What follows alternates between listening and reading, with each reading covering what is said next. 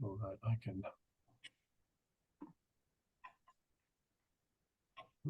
Okay, here we go. Let's see. All right. How's that? Looks good, Tony. Okay, very good. So here's my picture. Thanks for putting my picture out all over there. I really appreciate it, and really thank you for having me today to talk about Valley Mountain Regional Center and the people we serve, and our mission. So my overview, that's what I'm going to cover, is I'll talk about the regional center, Valley Mountain Regional Center, who we serve, and what we do, and what we mean by inclusion, and so sort of our part of that conversation. I also really want to talk about employment a bit, employment of people with disabilities, strategies, and some of our successes, and some tools that we have that might be of help for our community to help us get people with disabilities employed. And then I want to talk about our journey that we've been on so far as an organization in the area of DEI, of diversity, equity, and inclusion, and how we got started on our internal program, the lessons that we've learned, and different turns we've made, and any other tips that I want to offer up, I'll add in there as well. So that's the journey we'll be on in this next almost hour here.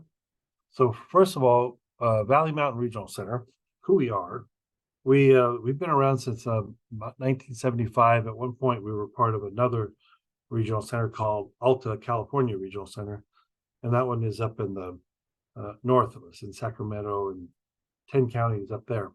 We actually cover 5 counties.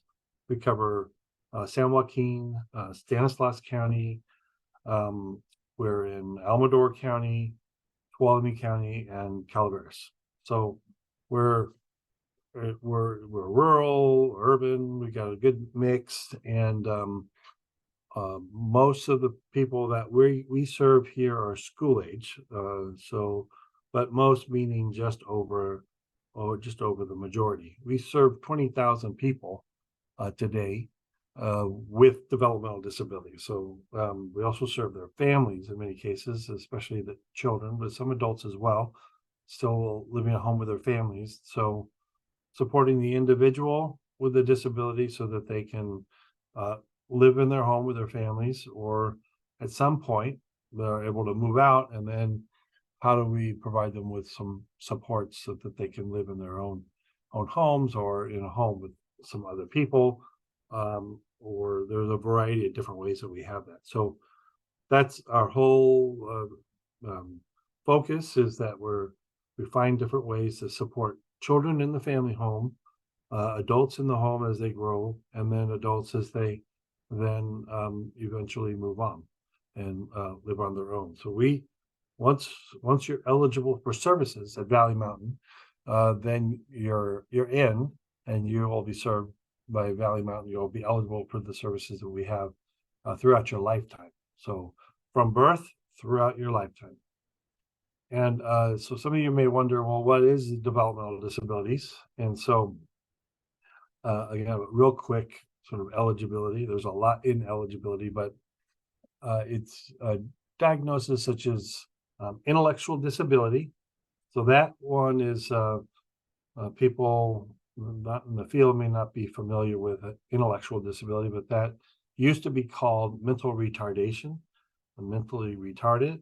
And, over time that diagnosis got taken over by just sort of the world in many ways, and became a pejorative term, and it was changed. It was changed in the diagnostic manuals, and then also in the statute. So it is now intellectual disability. So for those of you who may have been around a while, you'll know it as the older term, but the current term today is intellectual disability.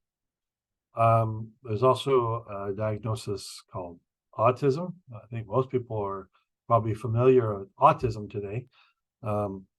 you may be familiar with autism in one experience of yours, but autism is one of those that is an entire spectrum. So there are a variety of different ways that you would see autism in our world today, people with autism in our world today, and it's just that's what it's known as a spectrum.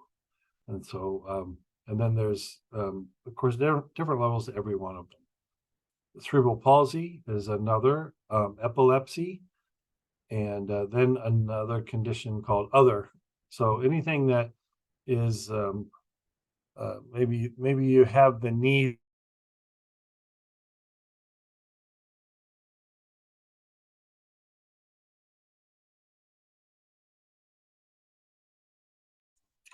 Hey, Tony, I think you cut out.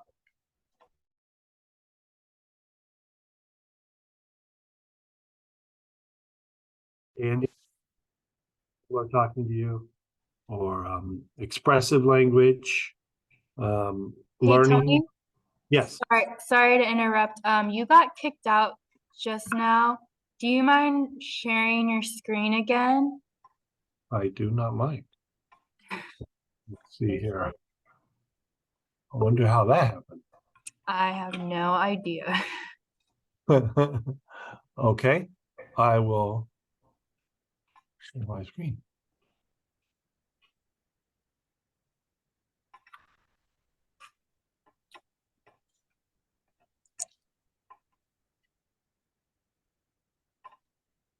Is that working? Yep, and then perfect. We can see your slides. Can you just go back a minute? I think you cut out like a couple minutes ago. Okay.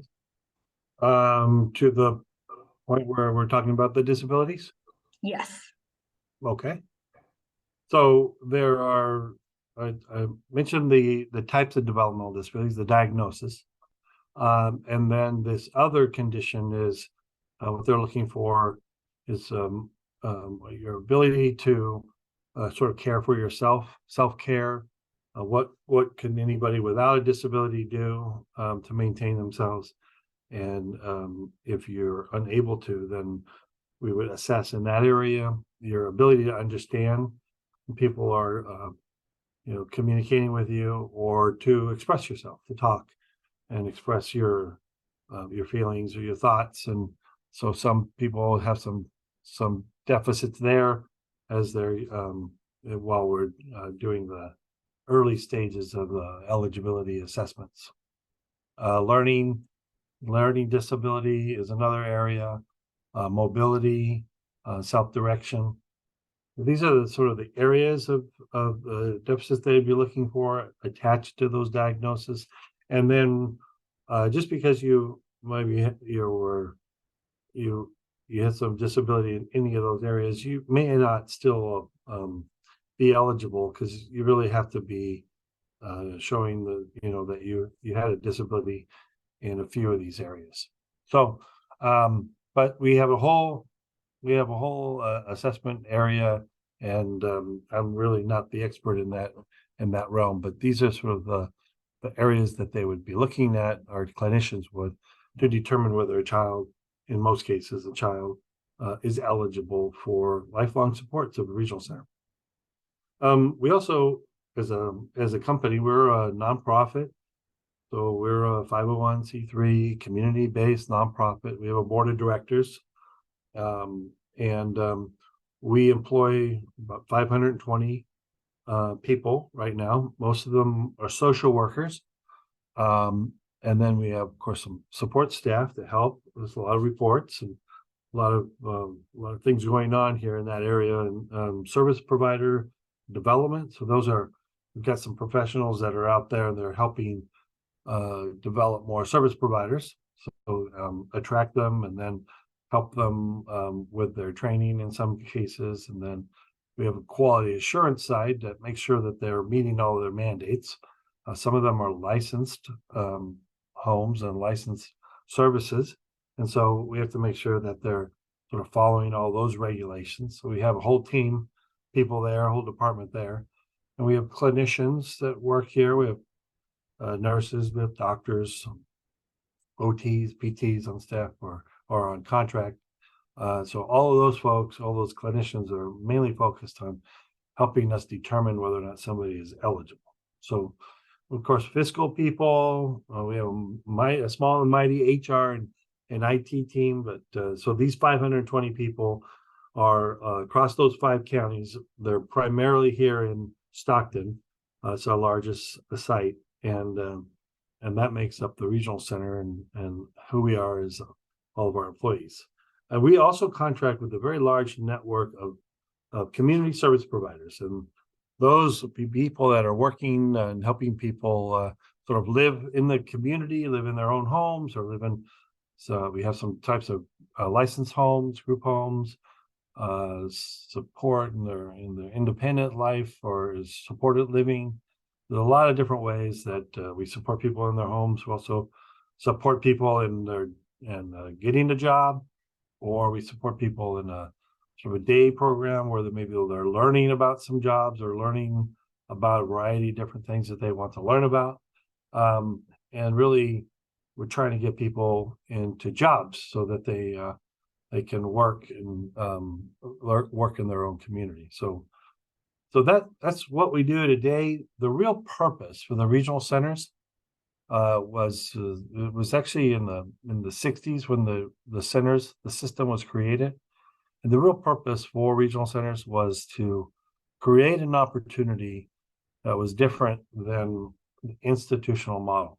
And so prior to regional centers, people with developmental disabilities were they were in developmental centers, so state hospitals, so sort of removed from society, and they were in these centers, these developmental centers, behind walls. They were not in schools. You didn't see people with developmental disabilities back then, and the regional centers were created to help people move out of these settings and then to move into their own homes, or to move back with their families, or to prevent people from someday having to move into a developmental center. And so that was the purpose for regional centers. And so talk about inclusion. That was the biggest reason for creating the regional centers. The regional center system was that we had segregation, we had exclusion, and we finally were able to break through that and create an alternative. And then here we are now, many years later, 50 plus years later, and we have hardly anybody left in a state developmental center. So the experiment was a successful experiment, and there is inclusion at its highest. In the area of jobs, I really can't miss an opportunity to talk to folks, especially in the chamber, about employment of people with disabilities, because it's just been a major challenge. When people moved out of developmental centers many years ago, started moving into the communities, the first things we did was we created some day settings for people where we didn't really work on developing their employment skills. And then over time, we had created more and more programs that would be more helpful to make sure that people with disabilities would be able to get jobs and get regular jobs out in the community. We had for some years, we had these things called workshops. So sort of these areas where just people with disabilities would go to, and they would fulfill the requirements of a contract, and they get paid. But that was they never got paid. Well, it was sub minimum wage, and so which worked for people for many years.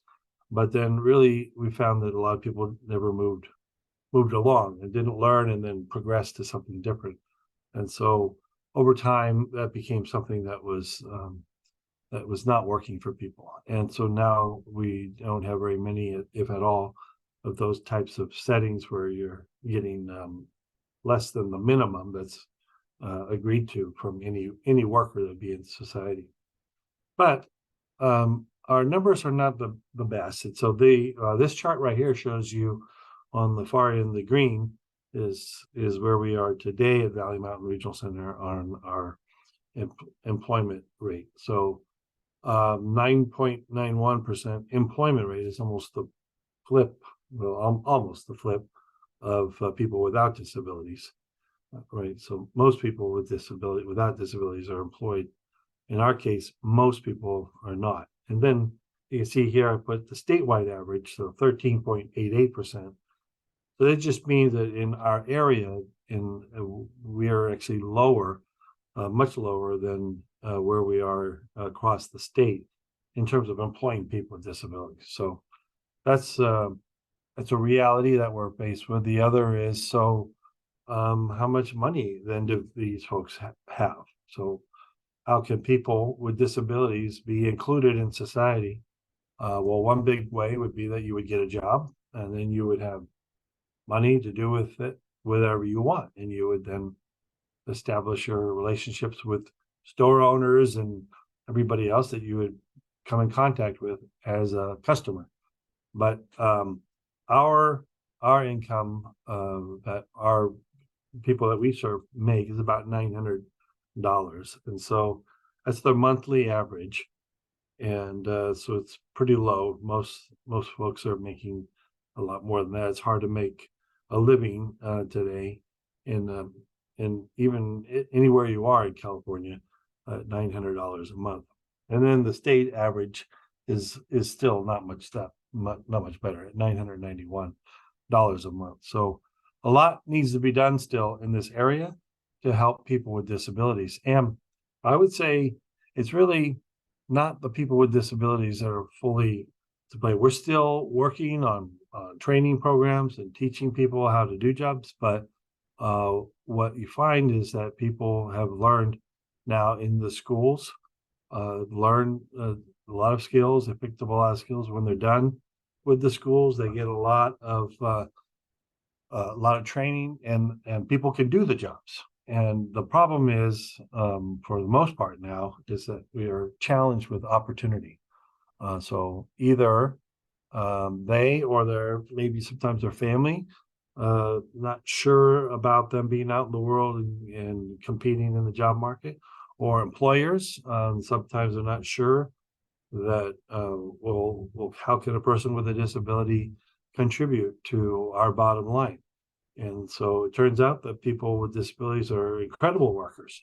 They're very dedicated, just like anybody else. There's some great, strong workers and others who need more training. But I'll tell you that you'd be surprised at the capacity of people with developmental disabilities in the workforce, and they just need the chance. And so we're really struggling in that area. So what are we doing about it? I did want to share, we have a couple of incentive programs that would help. So the first one is called Competitive Integrated Employment. And this program is where we trying to create some incentives to help employers sort of break down some barriers and show that people, give them some incentives to invite people in with developmental disabilities, give them a chance. And so we have this program, the Competitive Integrated Employment. We call it CIE because everything's got an acronym, and it's $2,000 if the individual stays engaged in their competitive integrated employment for a month. So that's the initial incentive, the buy-in, and then as they stay there, and now they're there 6 months, there's an additional $2,500. And then by the end of the year, there's $3,000. And so the idea here is that, the money, this investment that the state would make to help incentivize the employment of people with disabilities, it's worth it, because in time, you'll learn especially after a year, that a person with a disability, with a developmental disability, actually can do the job and could be a contributing member to the goal, the purpose of that business. So that money there is helping us break down some barriers. The other program that we have is where we work with these community-based organizations, and they help people with disabilities sort of get into jobs. They also do some training and other things to prepare them and help them with their interviews and all kinds of other things related to them being able to get a job.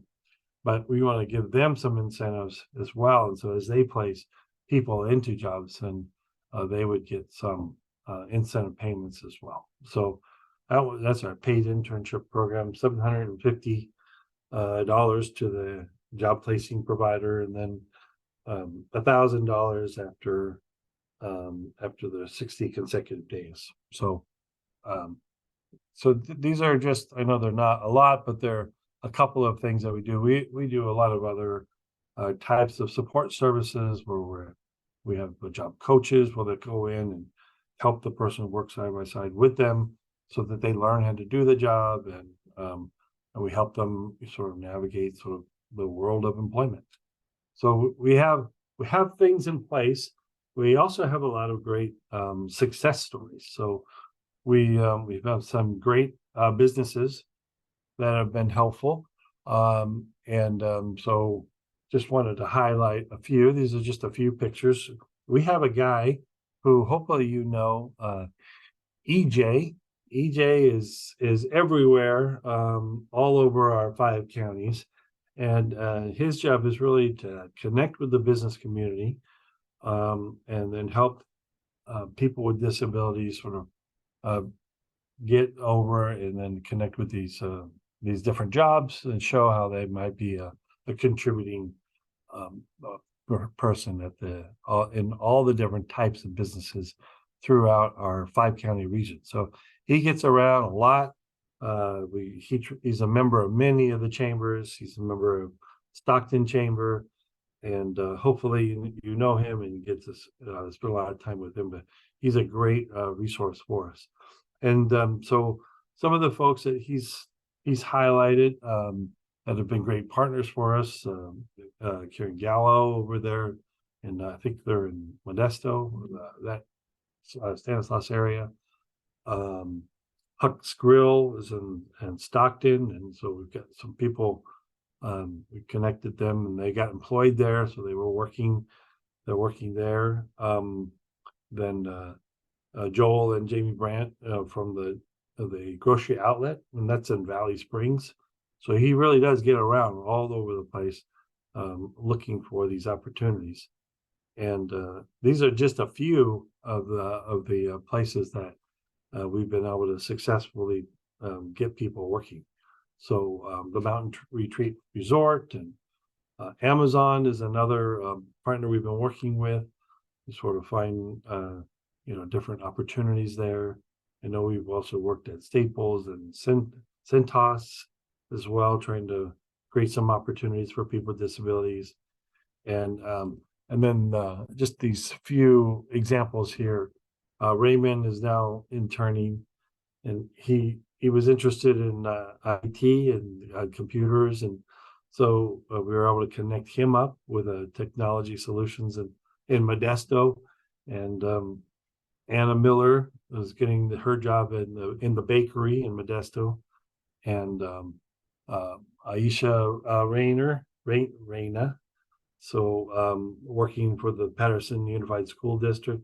And lastly, Bradley Jesus, soon to be, actually I think he's there now, the Dragonfly Art and Life art studio in Modesto.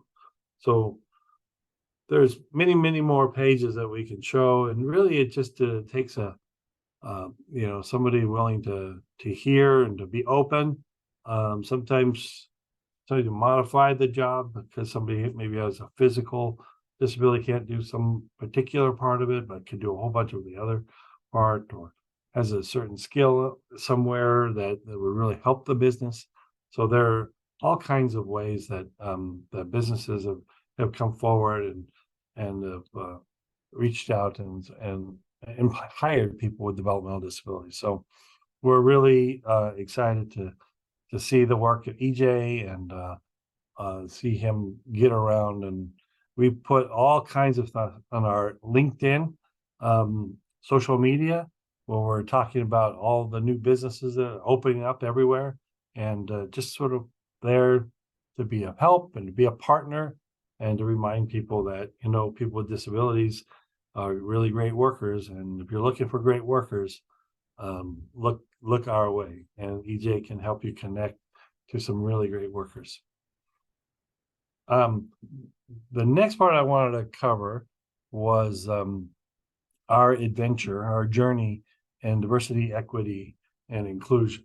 And I wanted to sort of share with you what that's been like for us, because we've had some challenges along the way and made some mistakes, of course, and but we've learned a lot. So hopefully we can share with you what we learned, and hopefully it can help you with your efforts.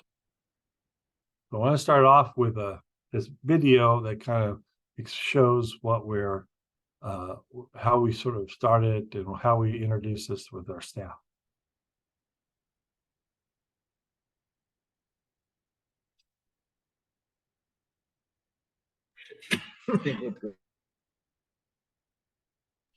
Hey, Tony, the sound's not working.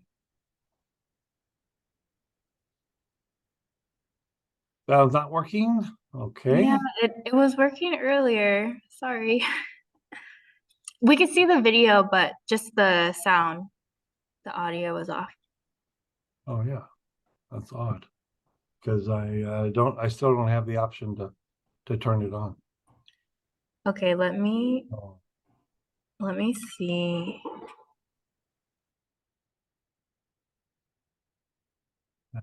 it's weird, especially because we tested it.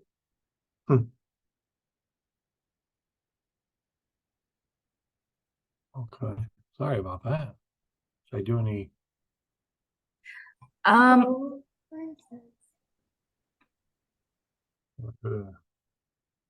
I can plug this in.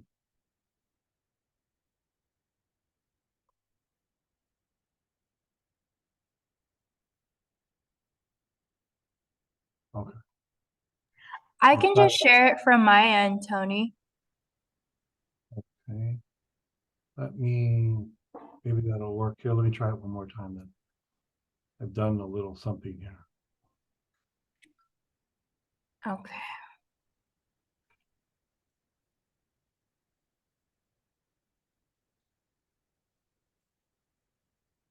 Well, understand where other people are coming. What are their Okay, it's working. But at the end of the day, we all have the same vantage point. We all are able to see over the wall. Although we just try to work towards justice, we'll be checking with the wall together.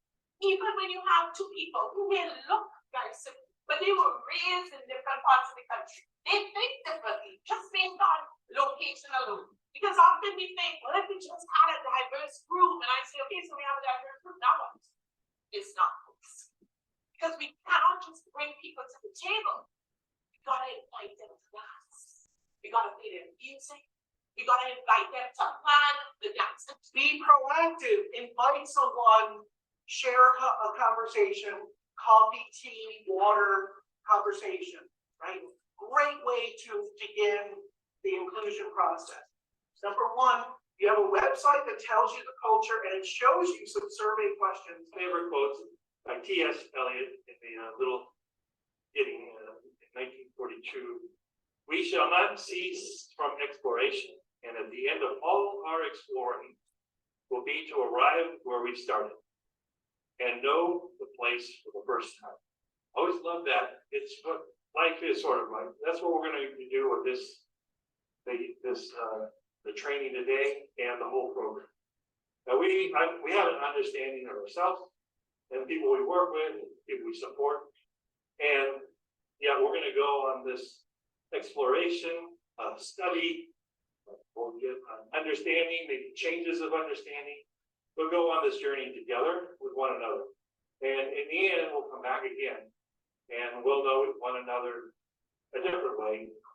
So we'll know them all for the first time, including ourselves. So that's how I see it working for us.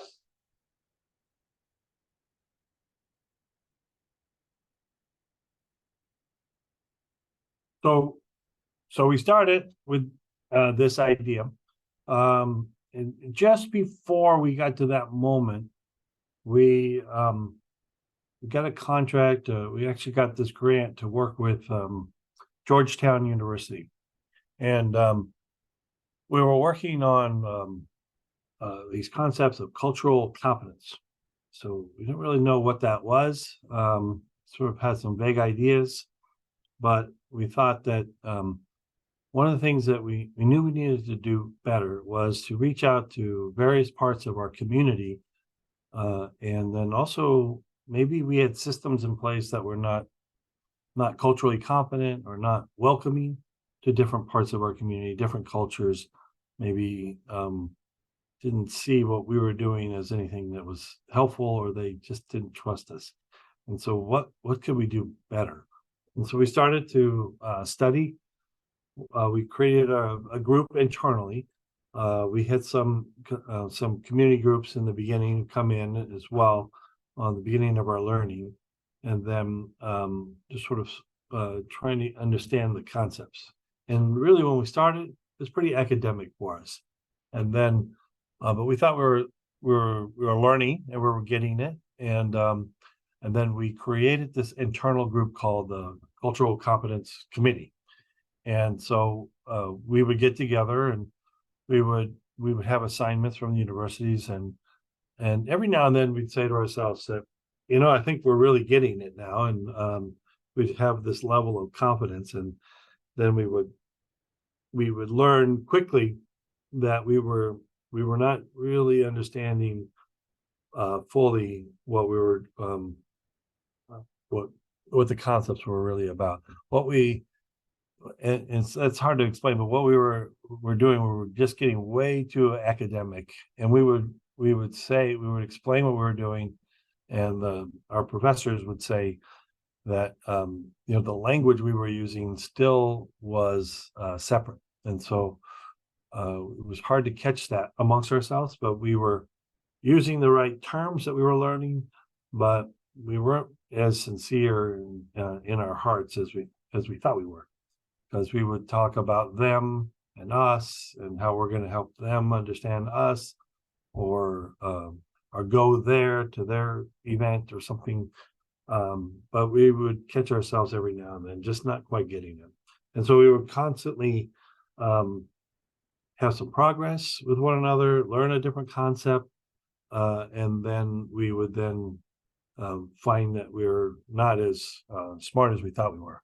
So that was a trend for us, that we would make progress and then realize that we had a lot more to do. And so, but at one point we did learn about the diversity, equity, inclusion program that was at Stockton Chamber of Commerce and with UOP. And so we joined some of you and started to, we took that class for a weekend, and again learned quite a bit there, and learned that there were other very good reasons for getting engaged in this space of DEI. We really looked at it in the beginning as a way of how we're providing services, and how we could sort of be more accepting to the community. It was really outwardly focused. And then working with the university, we really started to say, well, actually, there's a really good business case here for us. How do we make ourselves more productive at the regional center? How do we make sure that our turnover rate, how do we address that? And maybe it's making sure that the place that we're all working together is a place where everybody feels that they belong. And so we started a contract with UOP, and we did some implicit bias training that we had a focus there. There were a variety of other DEI competencies that we worked on. We had all of our staff take a hour and a half webinar. Actually, it was a meeting format. So everybody that was employed at the time, we had about well, actually, there were 400 employees at the time. We have a lot more now, but they all took those classes, and then we had them do a 1 day face to face. So we had a lot of these concepts that were introduced to people, and then it was the employees were really engaged, and even though there were some hard lessons to learn throughout, maybe some harder conversations to have, just knowing that we were there together, and that this was sort of the safe space for us all to have these conversations and to make mistakes, that kind of loosened people up to speak freely. And so, people said all kinds of things, and but it was okay because it was done in a way where we were trying to learn, and some things would be said naively and maybe even offensive. But with this contract we made with one another, we just said, we want to allow for these mistakes to occur. And so we had a few different forums like that with all the staff, and it was very helpful. Now, our mistakes were that we just figured everybody would get all this information and everything would be fine. And really, what we learned is that there's really no checking of the box. We can't just say to ourselves, well, it's all done and we've achieved it. We're now competent. And we said to ourselves that cultural competence that we were on this journey with, that maybe we just got confused by the word competence and figured we were one day just competent, and because it seems like an end moment.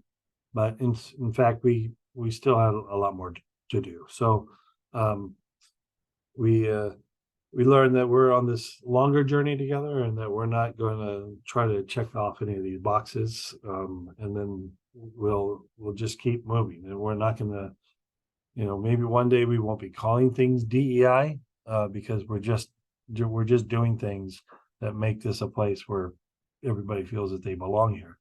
And so that's sort of our changes over time of where we went. We're continuing to grow as an organization. So what we're doing now is all the things that we did before, we're now wanting to package that entire program together, and all of the people who have been hired since we did that, and the new people we're bringing in, we're going to now bring them all on board so they have the same experience as everybody who's already here. And then in the meantime, we're continuing to have these regular monthly sort of celebrations, cultural recognitions. We have a lot of different learning sessions where you're learning about different things, and different cultures, different parts of our community. And then we've been having some listening sessions in the community where we go out and we talk about our organization, and we hear what people think about what we're saying. So we've been learning, and we're going to continue to learn, but it is fun. And I think that's the other thing that we learn, and that's one of our lessons for each other, is that make it a safe place, make it a place where we can have these conversations, make mistakes. We keep saying we don't know, so be willing to be open to things, but not to take ourselves too serious, and to be able to make these mistakes and say, okay, laugh at ourselves a bit at different times, and but do it sincerely. So that's sort of how we're operating with one another now. We're continuing with these different groups. We're trying to do some employee groups where there's a topic area. I think we have a group starting up, the LGBTQ group in the organization, who's starting to meet, and hopefully they'll be able to get the support they need, and then they'll be moving forward. We'll be learning from that group how to do these employee groups, but that's one of the new things that we're working on. So all of those trainings are still occurring. And then I did want to share the final video. I think I have a couple of minutes, and this just sort of it sort of illustrates what I'm talking about. We're trying to have some fun with each other, create a little energy in the organization around that, and again, laugh at each other when we can. So this is a little bit of fun for us.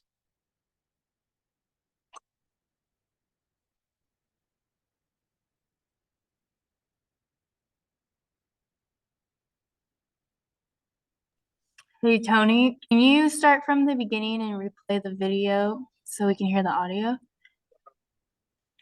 Oh, it did it again? Yep, it did it again. Oh, man. It's such a good video. I know. I want to Fun. hear Let me it. see if I get it on this time. All right, tell me if I got it.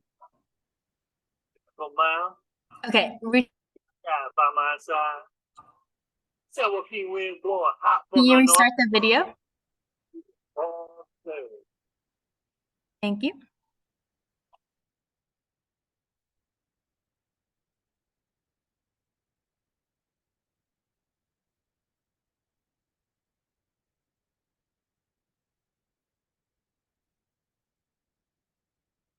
Going down Miracle Mile. The DEI guy by my side. Several feet wind blowing hot from the north. And we were all third. Roll down the window. Look down the dark. Crank up the abacus. Don't let the music stop. We're gonna serve. Till we just can't serve no more.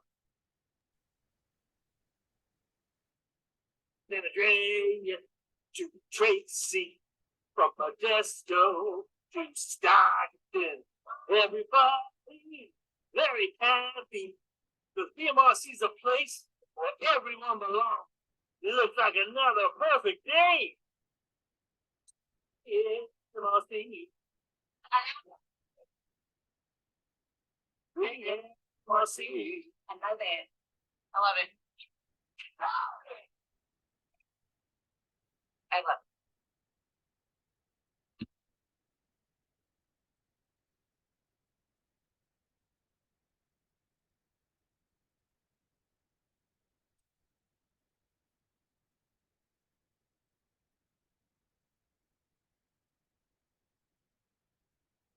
Yeah, people. Look at that mountain. Look at those smiles. Look at those trees. Look at that VMRC over there, man. Going that extra mile. This is a place where everyone belongs. Stockton. Tracy. San Andreas. San Joaquin.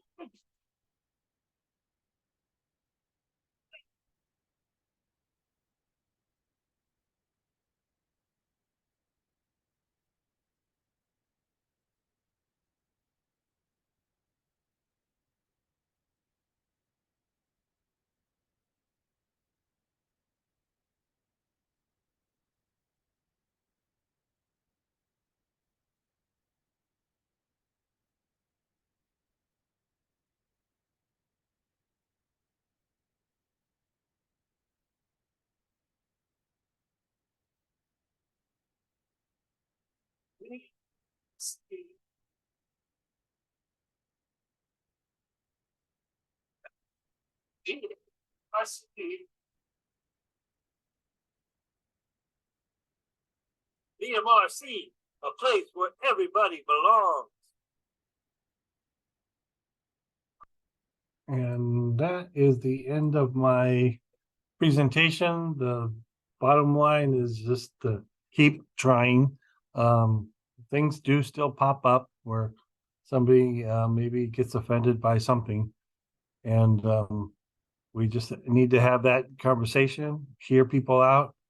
But as long as we're all working for the same purpose, and that's to make a place where everybody belongs, people do tend to be able to get past that and keep working on sort of recognizing all the differences throughout our organization as assets, and it's the way that we build it so everybody feels that they'll belong here.